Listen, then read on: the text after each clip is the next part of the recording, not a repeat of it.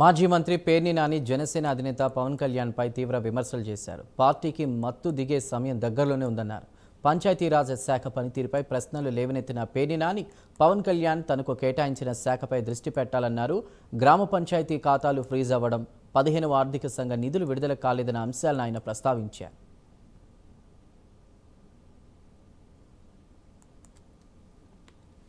అన్యాయంగా ఒక కేసులో ఇరికించి వారిని అరెస్ట్ చేయడం జరిగింది. బ్రహ్మనాయుడు గారిని అరెస్టు చేయకముందే ఇక్కడ ఉన్నటువంటి తెలుగుదేశం పార్టీ ఎంపీ గారు ఓ 10 రోజుల ముందే బ్రహ్మనాయుడు గారు అరెస్ట్ అవుతాడు 10 రోజుల్లో అని చెప్పని ఆయన మీటింగ్లో చెప్తాడు, ప్రెస్ మీట్లో చెప్తాడు. అది జరిగింది అంటే తెలంగాణ పోలీసులు కదా అరెస్ట్ చేయబోయేది.